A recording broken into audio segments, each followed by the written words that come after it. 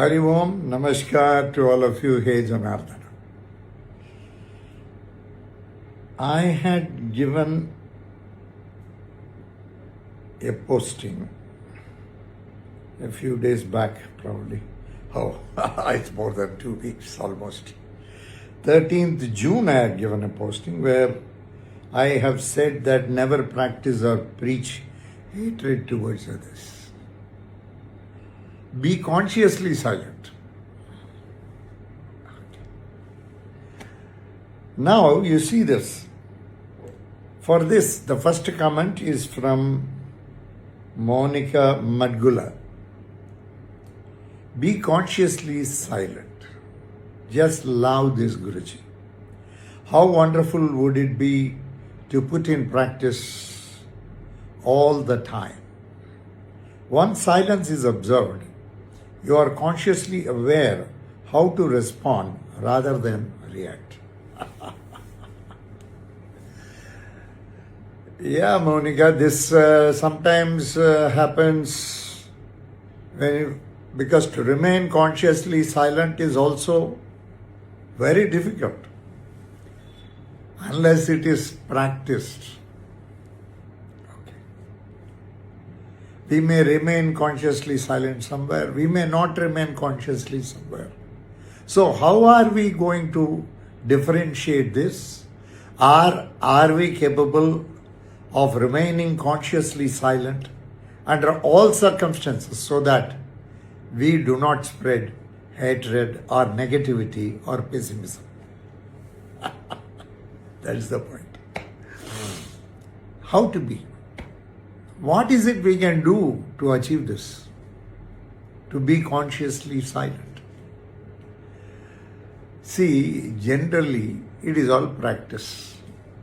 How you practice? See, Shastras or Sampradayas, traditions, came as a discipline, as a matter of discipline.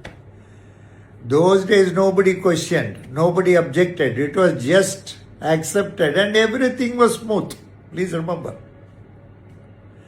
though the kings may fight with one country against another country, all these things invading, everything will be there. But there was no hatred across. And wars were fought for a cause. Whether something is a genuine cause or not, only one knows when they are consciously silent. Suppose you are discussing something with a person. When you are discussing something with a person, first basic thing is, do you have patience to listen to the other person? And when it becomes a rant, somewhere it will go to the extent of it becoming a rant. Or somebody may feel comfortable when you do not reply back. Of course, a consciously silent person knows when to act or react, as you rightly say, whether we have to respond or not. When you give a response to that person for what they have said, it will mean that you have taken their words very seriously, or you are regarding them on a very higher platform. That is why when they talk something to you, it hurts you. For example, two lovers may be there, husband and wife may be there. To remain consciously silent is definitely a practice where the husband or wife may have to keep quiet. Okay. Subject matters of the heart are more silent. You need not go and tell somebody that I love you or my love to you. You need not say all this. Okay. But if it will reinforce confidence in them, depending on their maturity level, you may have to tell them, or the practice in that country, or you are talking with your friend abroad who is there. Dr. Peter is there. Yeah. I started writing my love to you, first to him. He feels very happy about it. Because he's a normal man like me, like us. He is not a big pundit. Okay. He values, human values. Like that Maunika. Practice it, start practicing it as a discipline for 10 minutes, 15 minutes. Can you remain silent?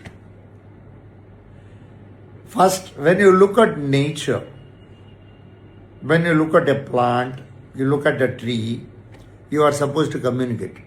You are not communicating there. With a person who is going on rambling, going on accusing you left and right, for all their ill faults, you need not react. Don't give so much of importance to person's words, because they are all coming from the mind and not from the heart. Okay. Sometimes, from the heart, one statement will be made, I still love you. But you must be consciously silent. That may be a trap. You might have seen it many times in the past, that happening.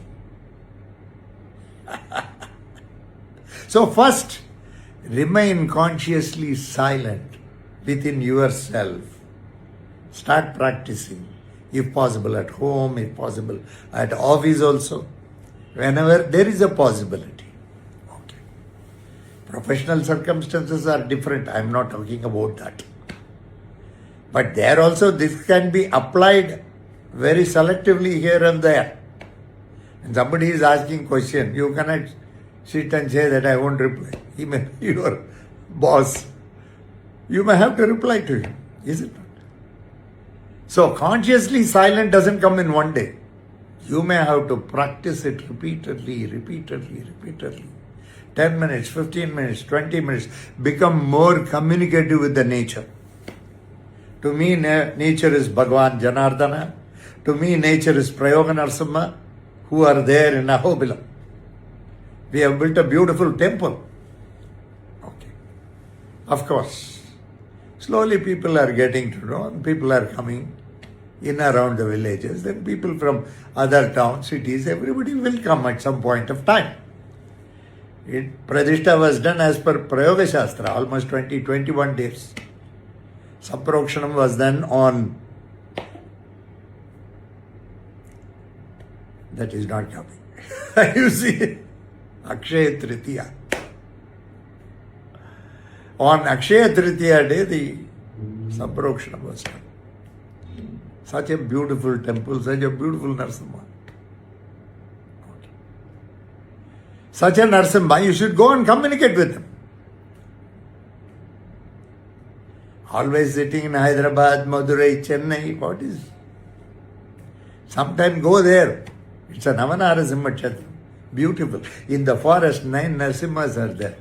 An action replay done by the Bhagavan when Garuda asked him. That's the beauty. Because Hiranyakashipu was an Asura. Interterrestrial. Asura. He is not a Rakshasa. Not born on earth. The Samharam took place somewhere. This is an action replay. Bhagavan came forward to oblige Garuda as to what exactly happened. That is why you have Ugrastambam, so many things are there. And we also have a Prayoga Narasimha temple. It's just 2 kilometers from the main Prahalada Varada Sannidhi. Please make it a point to go there. So, there you have to be communicative. There you have to be communicative with the Bhagavan. You are not communicative with the nature, with the ultimate, with the universal consciousness which brought you into existence. You are not conscious with it, and you unconsciously speak with everybody. I don't mean you, Maunika. This is a general statement I give. May be applicable to few people, may not be applicable to few people. All of you may be conscious also. If all of you are conscious, and if I am making this statement, it means that I am unconscious. Understood? Very nice. Small modules you can have. Don't you have workshops? Like the 2 workshop, 10 minutes, 15 minutes, 20 minutes. Don't come and tell me you don't have time. If you have the will, you have the time. You have the will, that is Bhagavan's will. Life is choiceless. As far as I am concerned, I talk all these things because you feel life has given you a choice. Since life has given you a choice, how you have to walk, I'm just teaching you that. If you are more mind-oriented, then how to walk across. Do pranayama, do meditation. Meditation also, with whom you learn yoga. Okay. With whom you are learning meditation. There are lots of rules and regulations. Today, Facebook is very wonderful. That way, I should thank Mark. We are able to communicate today. Communication channels are good. But the problem here is, there is a lot of mess in it also. Anybody can post anything. Okay.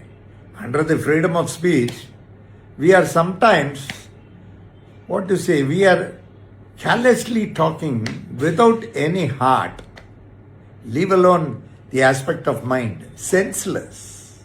Even mind doesn't seem to be there. Senseless. We talk about some religions. We spoke a lot about Sanatana.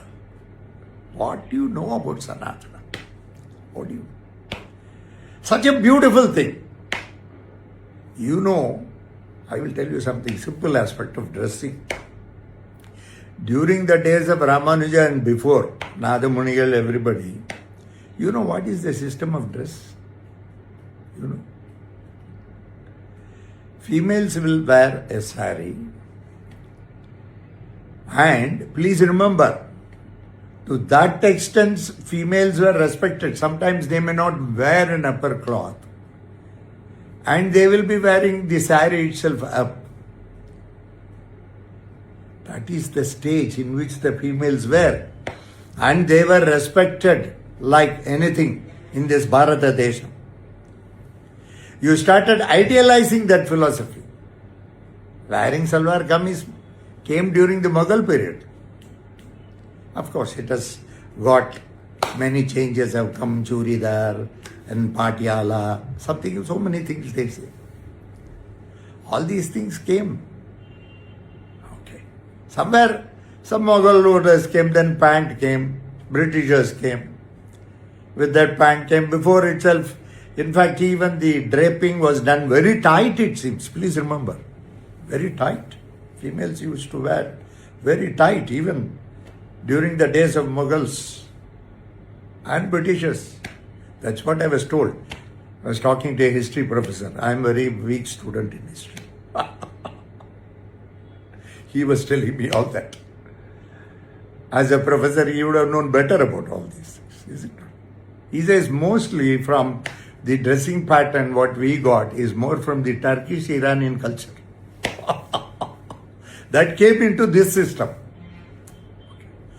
Already your originality is corrupted. What to do? We can't help it. Because this is evolution, this is development. You have to carry on with life. Okay. Today if you ask an youngster to wear a dhoti and a shirt, he may say, better, I will live in the hostel, I will live in some PG. That's all. Today, youngsters are more looking at their life. They are not looking consciously. They are looking very unconscious. Their thinking is very, very limited. It's just very limited. They can't think beyond. They talk on optimism, but they cannot live optimistically. Please remember. Okay. They cannot live. Most of the time, suddenly pessimism will come. They are very optimistic. Yes, being optimistic, having a positive attitude towards life is very good for living this life. That is very much needed. Okay. That is very much needed. It is needed. But in the process, they become See, take South Korea.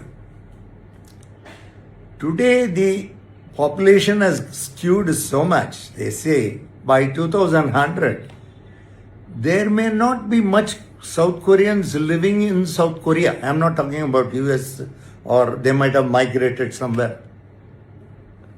See, today population is also going down because of a lot of migration taking place. India also, the ratio has come to 1.9. If 2.1 is considered to be a reasonable level, everybody are supposed to have 2.1 kids. That's what they say. Okay. But nowadays kids, no, we don't want. Maybe you have seen a few things, or in your life you might have experienced something. But why are you not positive now? Where has that positivity gone? Like that, now they say in South Korea, in India also that is happening because of migration, so many things. In fact, recently I read somewhere, Andhra Pradesh Chief Minister came forward and he said, if you have a third child, I'll give you extra some money. Fourth child, still more. They want to grow the population. They are very much concerned. Please remember. Politicians are also, there are good politicians who are more concerned about this life, more concerned to stand by you. Okay. They are all concerned. There are good people, whether it's politics or religion. But unfortunately, we will land with wrong ones, like you landing up with me. Very nice. Next, let me see any other comments are there. Peter, the reader, just now I told about Peter. Peter has come. Namaskaram, Gurudeva. Who are you to do so? Don't throw the first one. Hey, Peter, it's not for you, right? This is all general. This advice will help everybody. I can never be silent. There is no silent mode at all. It is always noisy, cacophonous. So don't worry. I won't throw the first stone. I know you will also not throw it. The principle of being nuclear deterrent or something they say. Deterrent, nuclear deterrent. The first we will not fire. If you fire, we will fire. That's what you mean. Harish Balasubramanya appreciate this reminder, prayers to achieve better levels of consciousness and avoid toxic behaviors. Today toxic behavior is there everywhere. At home it is there. The husband himself will be doing something. Our wife will do. Our mother-in-law will do. Okay, they are not. It is like that. Today the toxic culture is there not only in the office, even at home. What are you going to do? Are you going to walk out?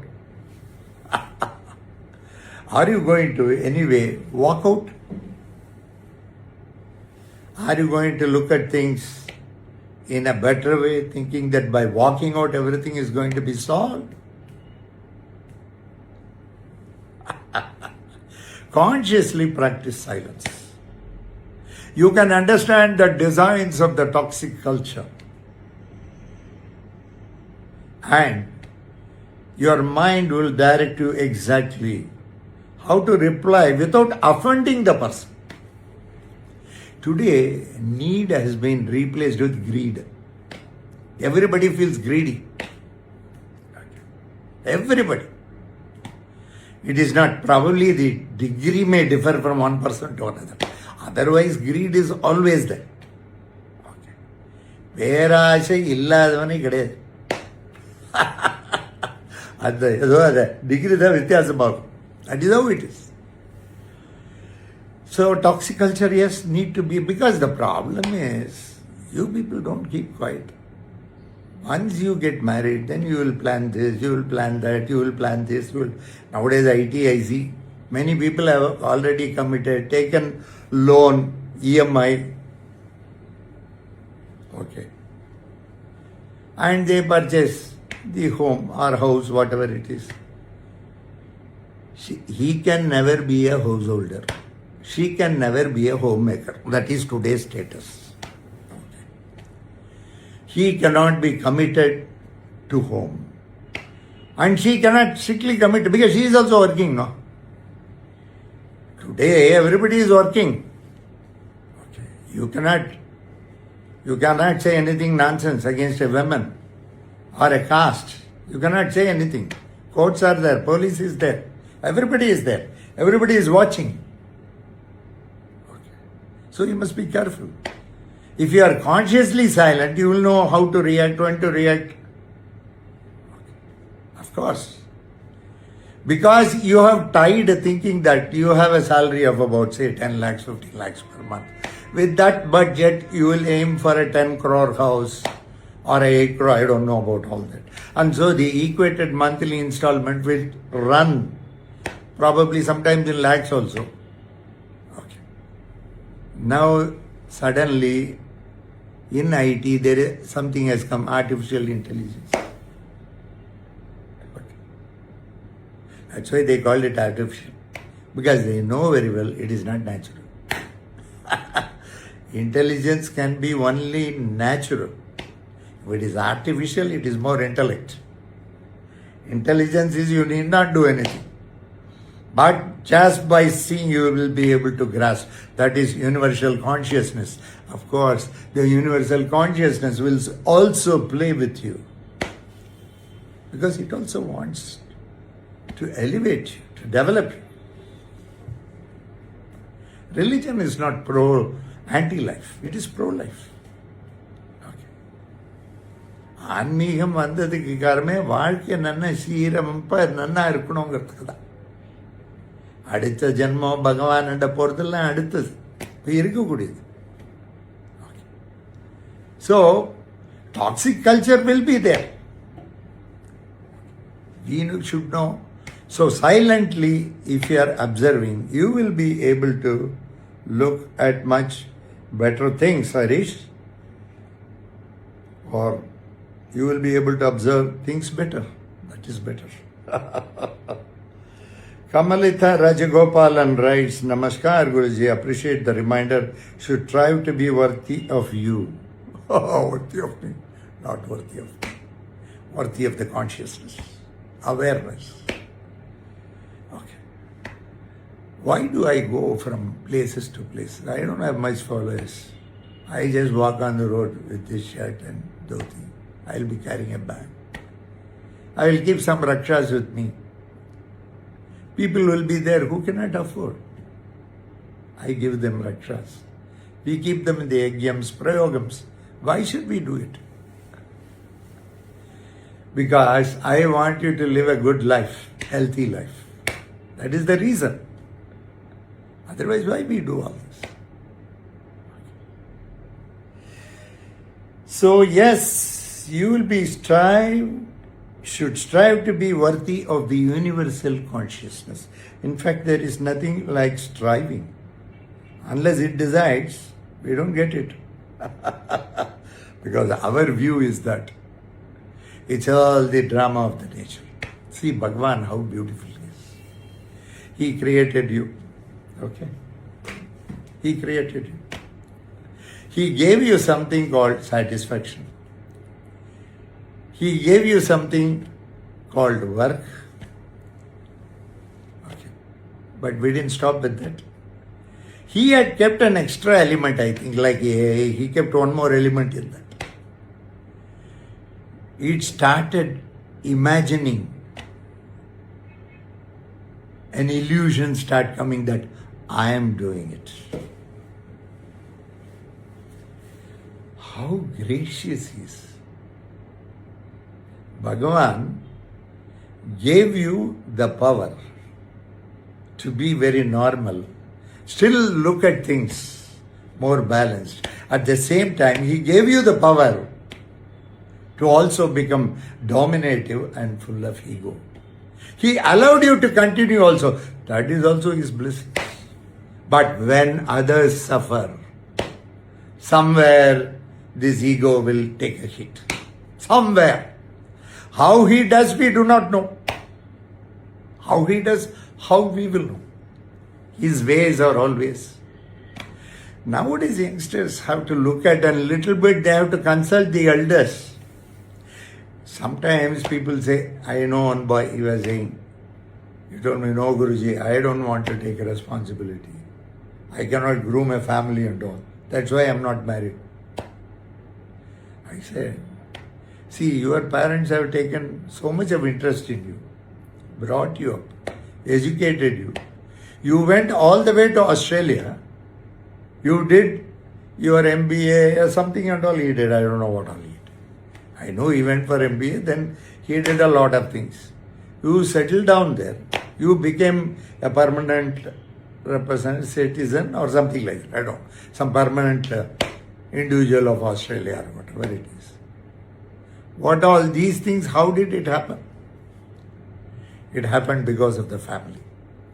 The family gave you support and stood by you at every point of time. Did you realize this? No. What to do? Elders are also forced to keep quiet. Elders keep quiet. It's all right because they are more choiceless. They are like me. So they also keep quiet. They do not insist. They do not. Don't you have a responsibility towards the family? Leave alone anything else. Don't you have a responsibility to develop your cadre, your hierarchy? Is it not? Pitrus will be expecting. But the Pitru who has come here should accept. It's a war between the Pitrus who are there in the Pitraloka and the Pitru who is born here.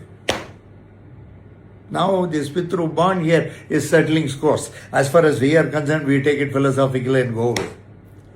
But even normally, I know one boy who went to US 10 years back. He has not come at all.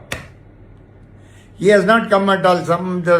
Somebody said no job, this, that, if he leaves, he cannot go back. So many reasons were given. He has not come. I think almost 12 years. His mother has expired. Please remember, I did the Antyashti Karma for her. I did the Antyashti Karma myself. I have done 94, 95 Antyashti Karmas. I have not recorded. I have to find it. Okay. When my parents were alive at the age of 18 years, I did my first Antyashti Karma under the instructions of my Guru. He said, you are a Brahman. I don't know what he saw in me to be called as a Brahmin. I said, yes, Master, I will go and do. He gave me money. And I went all the way to Paramakudi. Somewhere, southern Tamil Nadu, no doubt from, I'm today in Madurai.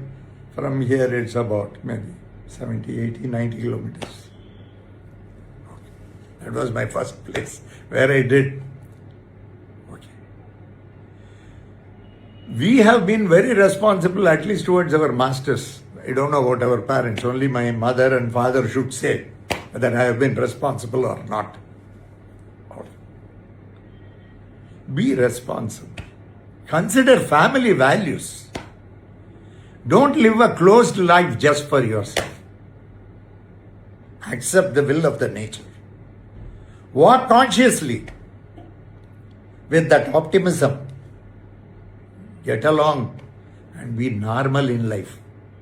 Don't build any abnormality into your things. Have that confidence. Bhagavan will take you through in your doing the duty. Otherwise, my job is to bring one more Pitru. My family lineage should continue. Take a decision like that. Get married. Do what has to be done. Nowadays, even because of stress, strain, there are so many other ways. It has become a part of the system. Today we can't keep talking all that. Like before Ramanuja we had, are we not wearing pant today, shirt today, or dhoti today? Like that we have to evolve ourselves even in these things. Science has provided us a remedy where a child is not born. Still there is a possibility. Still there is a possibility. It's only how you look at life. If you are a person positive, optimistic, you must take the challenge of life in your hands and accept the will of God and go ahead with the things which are generally considered to be normal. Okay? God bless you all. Bye bye.